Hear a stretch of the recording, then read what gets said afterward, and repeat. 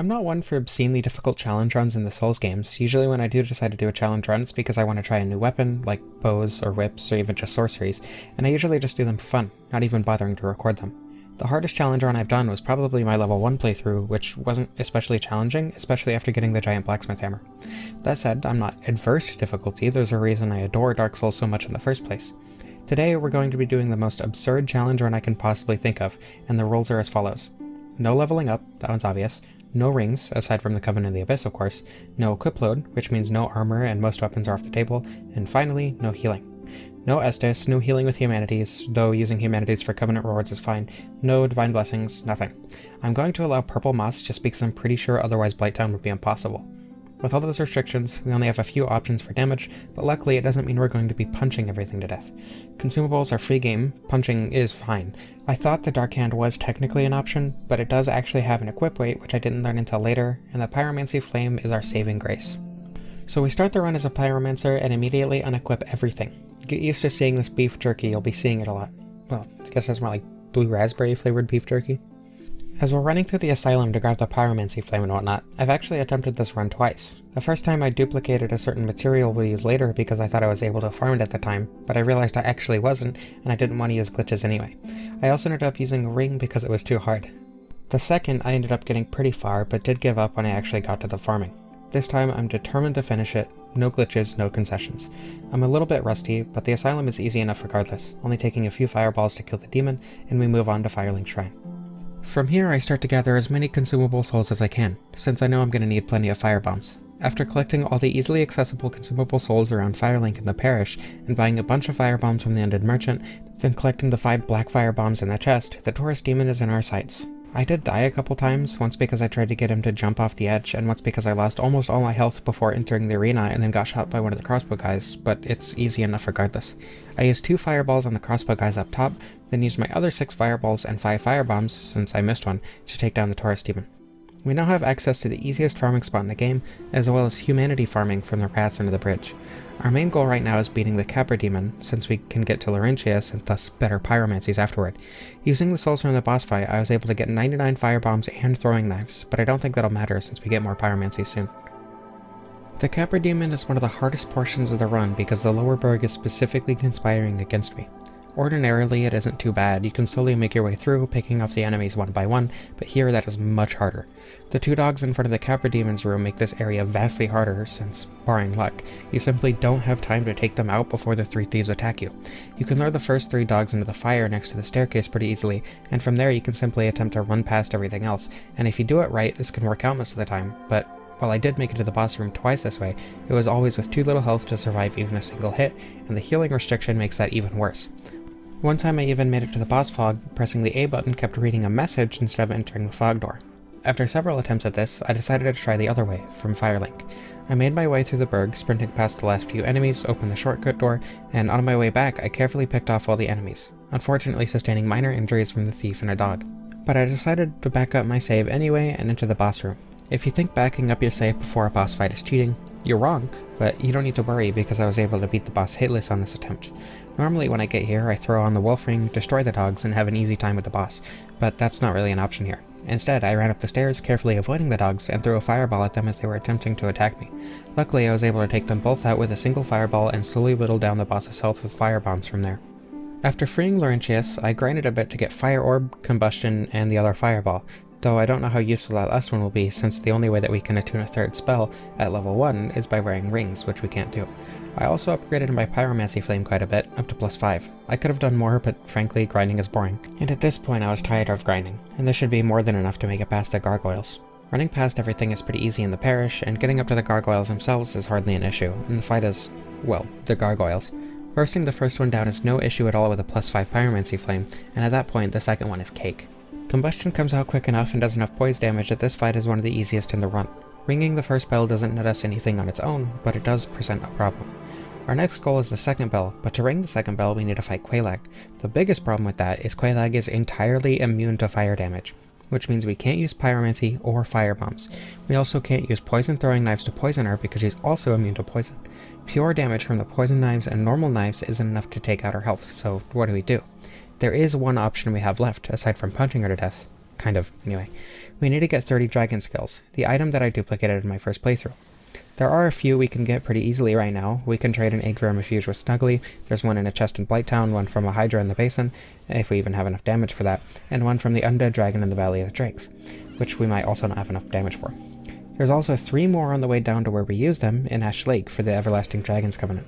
That's potentially 7, but we need 30 for the Dragon Torso Stone, since the Dragon Headstone is also pure fire damage. Our only recourse left is fighting the Drakes in the Valley of the Drakes until we have enough, and they have a 5% drop chance. So I guess it's time to get to it. The farming took me over 5 hours. That was awful, and I'm never doing that again. On the bright side, I had plenty of souls to almost max out my flame and buy all the good pyromancies from Quelaag. If you do decide to do this run, please just duplicate the scales. Killing drakes for over 5 hours is not worth it. Luckily, I was able to beat both the Hydra and the Undead Dragon for 2 extra scales, and I could have grabbed the one next to the Blighttown bonfire.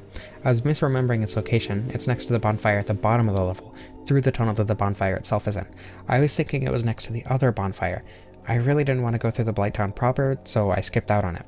There's also trading, but that's more tedious than a few rounds of killing drakes. I did have a 38 kill dry streak at one point, but largely it isn't that bad. With a +6 pyromancy flame with fireball and combustion, you can easily kill the 2 drakes along the path through the area, and around +10, maybe a bit more, you can actually also take out the drake on the bridge for a slightly faster grind. With 10 soft humanity, which is easy enough to get, you can also double the drop chance, which I had for most of the grind, including the dry streak, which makes that dry streak a 1.8% chance. At least now it's just an easy jaunt down the Great Hollow, then down Ash Lake with a couple slight detours for more dragon skills. Now that we have 30, we can give them to the dragon for the Dragon Torso Stone. It's worth mentioning that it also gives you the Dragon Headstone, but it's not good and it's fire damage, so it's not like it would have been useful against Quelaag anyway. Boning back up to the top of the tree and making our way through the swamp gets us to Quelaag just as easy as ever. A single punch in dragon form does 233 damage to Quelaag, which is way more than I get in most runs, as most +5 weapons barely reach 100 damage, and I usually wait until the Iron Golem before getting +10 because you can buy large shards from Tarkus. In other words, this was a very easy boss fight, even if she only used her most annoying attack through the entire fight. This was supposed to be a challenge run, huh? We can finally ring the second bell, get Great Chaos Fireball, and donate our 10 humanity for later, and cheese Ceaseless Discharge. Well, it's not really cheese, it's a lore kill, but still. Using this 40,000 souls, I maxed out my Pyromancy Flame and made sure to buy the rest of the Pyromancies I wanted from Quelaag. The good part about getting a complete build so early is we do a ton of damage to early bosses. The bad part is having to deal with the same damage for the last few bosses in the game. Either way, let's make sure to get the Stray Demon and the Doll before moving on to Anor Londo. It's easy enough to reach all Thunder Thighs, even if I'm a little more careful than usual around the Torch Hollows. It's easy enough to dodge the thunder from down under as always, and burn and scratch it to death. Just run to its back every time it does an explosion attack, and walk backwards and then around when it tries to sit on you before tickling it a bit. It shouldn't never do any other attacks unless you're just standing in front of it for whatever reason. On a side note, I one-shot the Black Knight next to the doll, which I don't do in most builds. This dragon form does some crazy damage. If you're waiting for me to die over and over to a hard boss, your time will come, don't worry. I finally equipped better spells, namely Great Combustion and Great Fireball, before testing my new damage on some NPCs. The 2 Great Combustions easily deal with the Crestfallen Warrior and Pate, then Vince and Nico can be safely taken out with a few Great Fireballs. Rhea doesn't pose a threat, as she never does. I'm pretty sure her only attack is punching with the Talisman actually. We also don't need Crest for this run, so we can kill him for the Arturias of Andre. He does a number on me with a few quick jabs, but I pay him back by feeding the Titanite demon his corpse as a peace offering. The demon didn't seem very hungry though, so I stole its face, eviscerated what was left of Andre, and now we can actually move on to the next boss, the Iron Golem. Since it is as easy as ever, running past the traps is no problem, one-shotting the man serpents with one riposte feels just as crazy as I expected. The damage we're dealing is insanely high. We give a sorcerer a pat on the back and watch a snake fail to recreate Indiana Jones before killing another man serpent uncomfortably quickly and running past the boulder truck. The rest of the fortress is barely a threat, just run past everything and make sure to grab the bonfire at the top. I didn't even bother taking out the firebomb throwing giant. The Iron Golem is incredibly easy. Great Combustion does an obscene amount of damage despite being at level 1, thanks to Dark Souls Pyromancy scaling, or the lack thereof. You can easily reach the Golem itself by running slightly to the left as you enter, then 2 Great Combustions will make him wobble, with another 2 taking him down. If he doesn't fall, giving him some roasted nuts will take him out quick enough. Apparently he has a nut allergy. Running through Anor Londo is never easy, especially when you have so little health, but at least we can sprint across the rafters without issue and take out the gargoyles without much effort. The Batwing demons are way faster than most enemies in the game though, and if you're not methodically taking them out, they can pose an issue. If you're not paying attention, they can easily snipe you in the back with a lightning bolt.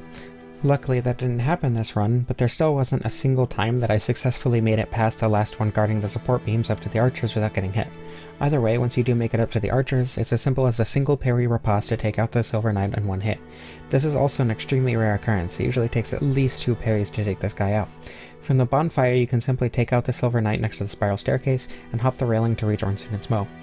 Usually the Silver Knight runs at me and does what looks like it's going to be a poke before doing an overhead swing, but he actually poked me during a couple runs back to the boss, which I've genuinely never seen in my 500 hours in this game.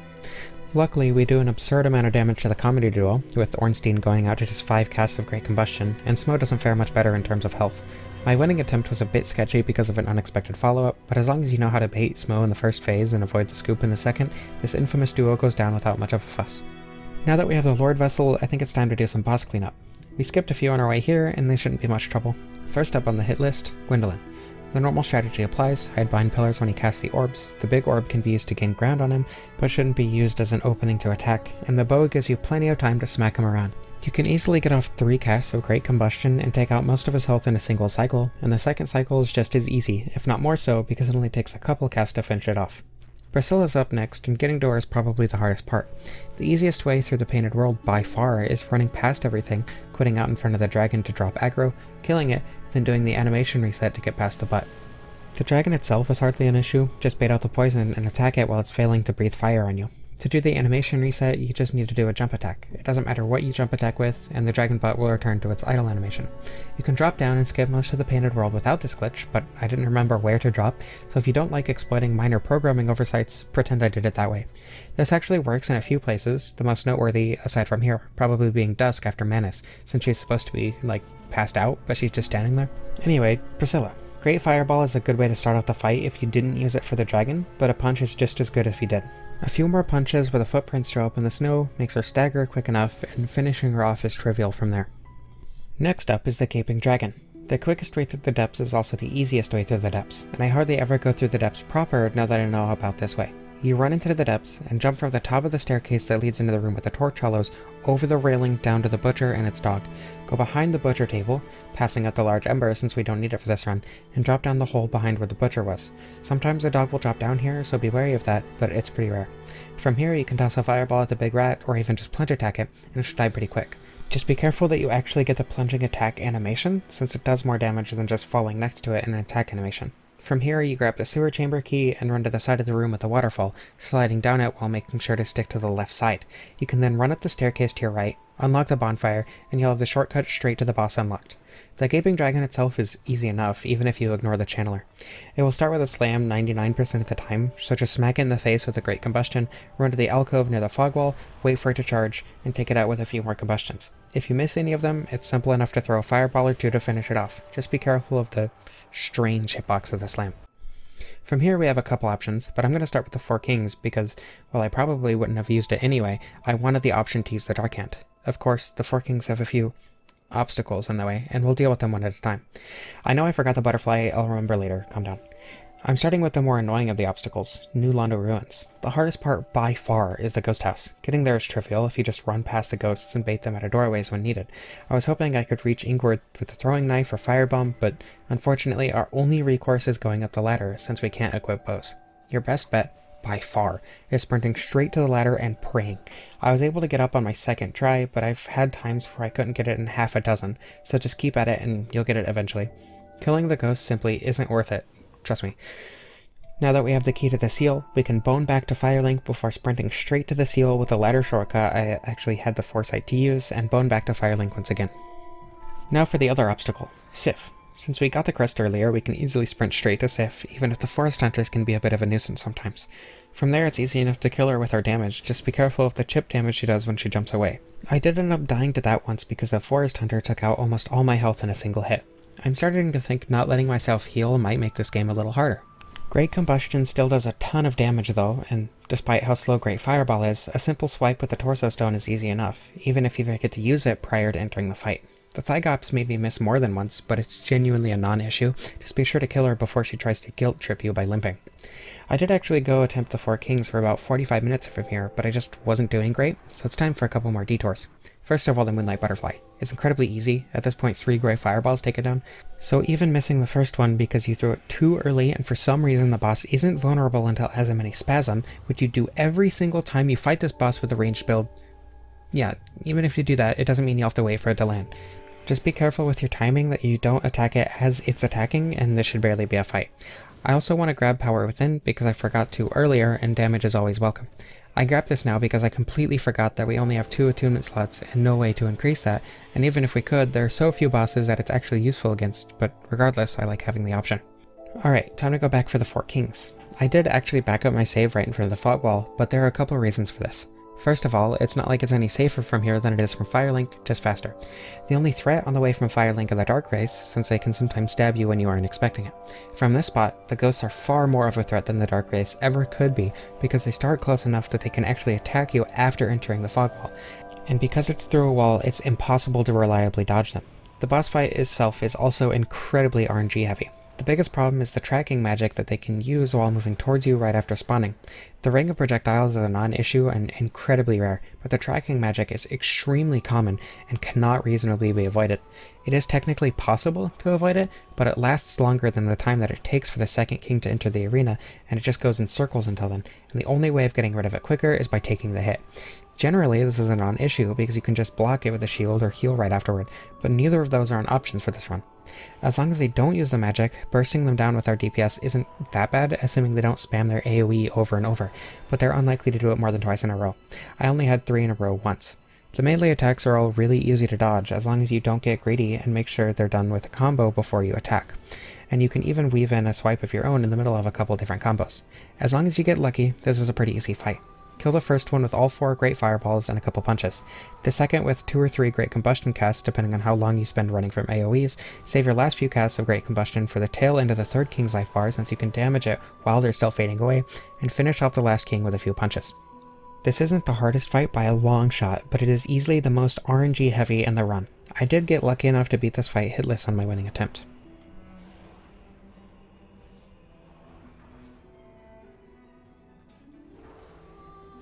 After all that, it turns out the Dark Hand does have an equip weight of half a unit, so that was worthless, but at least we have the 4 Kings out of the way. It's not like our damage will be any higher or anything from here on out. Joining the Dark Wraith Covenant halves our humanity donation to the Daughters of Chaos, so I'll have to donate 25 more instead of only 20, but that's not much of an issue, especially since we can use the Firekeeper souls for the humanity instead of boosting our healing. After taking revenge on the Cabra Demon's brother, running through the rest of the Demon ruins is incredibly easy. Asylum Demon 3.0 isn't actually that resistant to fire, despite literally being on fire, so that fate is just as easy as the Stray Demon earlier, if not even easier because we don't have to deal with any of the Tortellos. Unfortunately, we do have to deal with the Centipede Demon, but it was the only boss that I beat on my very first try in my first playthrough, so this should be pretty easy. After some trial and error, I found a relatively easy way to beat this guy. If you stand in the corner on the right of the fog wall until the demon attacks, you can get closer to it and lure it onto the platform itself. From there, it's as simple as smacking its legs and being careful to dodge any attacks coming your way. The hardest to dodge is probably the stomping, but the right leg stomps before the left, so standing by the left one should be relatively safe. Apparently it can throw fireballs, but it's super rare because it needs to be far away from you in the second phase. In the first phase it will just throw its centipede arms at you over and over, but most builds need it to be closer to do damage in the first place, and once it's in the second phase it gets more aggressive, so it's unlikely to jump away at all. It's a pretty big explosion too, bigger than the explosion when it jumps up in the second phase and shoots fire down. It's super easy to get from the Daughter of Chaos bonfire down to the Bed of Chaos. You just go down the elevator, drop down to the Demon Fire Sage room, run down the branch to the Daughter of Chaos Covenant door shortcut, run past the Titanite Demon, up the branch into the arena. The fight itself is no different from any other run, aside from having less health, so you do get one shot by pretty much everything. Either way, it isn't too difficult, especially if you quit out after attacking each side. Getting into the middle is the hardest part, but if you wait behind a tree for the scythe attacks, then run into the middle, it will almost definitely use a double swipe. You can easily dodge this as long as you're going through the fingers instead of the hand itself. From there, it's just a quick jaunt directly down to the tree itself to finish off the boss. Just be careful of the Pillars of Chaos. So, I'm recording this in post. A couple things. First of all, I didn't write anything about the Duke's Archives or Seath. like at all when I was going through this initially. It took like half an hour. I ran through the Duke's Archives. I think I killed the boars with great fireballs. If you run next to the elevator, you can get them stuck in a way that they can't attack you, and then you can just chuck a couple great fireballs at them and they die.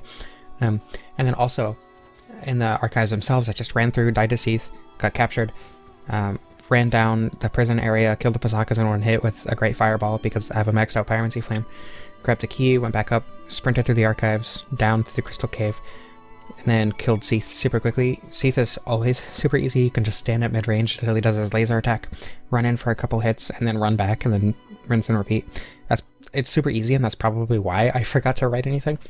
Also, I lost the footage of going down the catacombs, fighting Pinwheel, and then going through the Tomb of the Giants. I still have the Nito fight, thankfully. I do not want to do that again. But I don't have footage of me going through the Tomb of the Giants. I do have a little bit of footage going back in New Game Plus, going down the catacombs, but I didn't actually fight Pinwheel in New Game Plus, and you will see why. Just 2 bosses left before Gwyn, the easiest and the hardest, at least for the base game. Getting down the catacombs isn't insanely difficult, though it can be frustrating. I highly recommend dropping from the top to the middle, the normal fast way through the catacombs, then resting at the bonfire near where Patches tries to kill you, then dropping all the way down.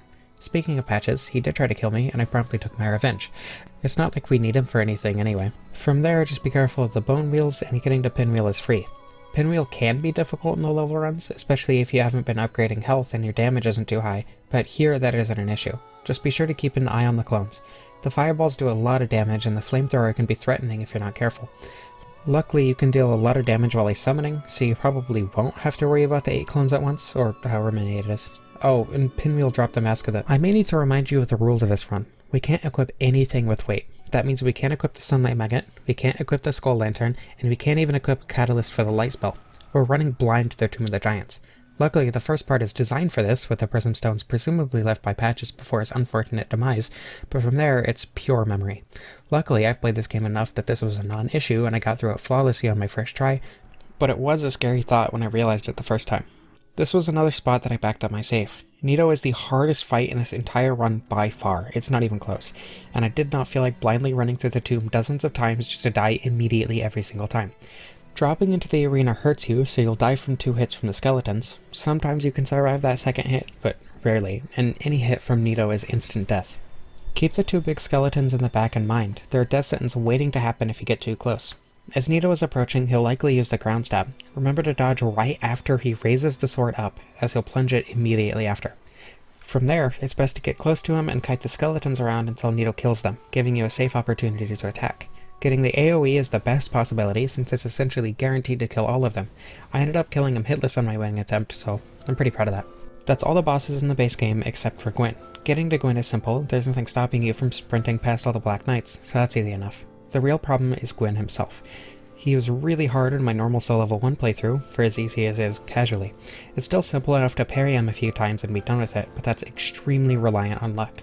There's a chance for him to use an attack that's extremely difficult to react to and impossible to parry, as well as his grab attack which will force us to reposition and start the parry chain again. That said, I do have one more trick up my sleeve.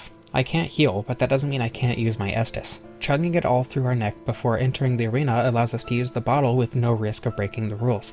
If you parry and riposte, then use the bottle as he's getting up, he's much more likely to use the attack we can parry, something like 90%, with the other 10% going to the fast attack and the grab attack. Using this, and getting a little lucky, ends the most absurd run of Dark Souls I could think of. I want to attempt the DLC, but I also want to get this video out at some point, so if I get stuck on one boss, I won't be too concerned. I had the foresight to back up my save prior to even placing the Lord Souls, so we don't have to do the DLC in New Game Plus. Since I killed a Hydra during the run, we just need to free Dusk and get the pendant from the Golem. Then we can enter the DLC no problem. The Sanctuary Guardian is simple, if one of the harder fights so far. It's fast, and the dragon form leaves us vulnerable to lightning, but the lightning attacks are easy enough to dodge, and most of its attacks leave us at least enough of a moment to swipe at the thing. You can weave in attacks after the 4-attack string, the headbutt, the dive, even a couple after the wave. Just be patient and careful, and the fight is barely an issue. From here, you can sprint straight through the wooded area, over Calamead's Bridge, around the Abyss Chasms, and weave between the Gardeners and Knights. Reaching Artorias is a very different story than the actual fight, as he's highly resistant to fire and our punch does barely any damage. Most of his attacks can be punished with a punch, assuming you're close enough, but only a few are safe to use a Great Fireball or even Combustion, despite its speed. This is really just another test of patience, with how much health he has and how little damage we do. It's not possible to knock him out of buffing, and all of his attacks will one-shot you after his buffs, aside from maybe his Pocket Abyss, but I was never hit by it. I honestly don't know what advice to give or what to tell other than learn his attacks and be patient. He shouldn't be too difficult with all that. Well, that was a fun challenge run. I did go back and actually kill Artorias. I wasn't happy without doing that, but reaching Calamite made me realize that I didn't want to kill it with this build. The entire point of this run was to showcase and have fun with an interesting build that I came up with on a whim. It was never to actually attempt any obscenely difficult playthrough, and Calamite, let alone Manus, is obscenely difficult like this. Maybe if I had been leveling on my health and stamina through the game, but as is, I don't find it very fun. I did enjoy the rest of this run though. This build was super fun to beat the game with, especially bosses like Nito, Gwyn, and Artorias. The 4 Kings was super annoying because of the RNG involved after adding the no healing stipulation, but I've been through this game so many times that I figured that small headache would be worth having to develop entirely new strategies for most of the rest of the game. This was my first challenge run that I've actually recorded and finished. I mean, I've done the no roll Death's Door run, but that wasn't really a challenge run. That was just, I mean, it is a challenge run, but it's just a different way to play the game. Same with Tunic. They didn't feel challenging in the same way this one did. Of course, I worked on the Tunic stick-only playthrough, and I got to the final boss, but I never actually beat that. And I did also use the shield, and I did want to go back and do that, but I never figured out a way to actually beat the card. Anyway, point is, this was really fun to do. Thank you for watching. I hope you enjoyed. I love you all, and I don't know how to end this.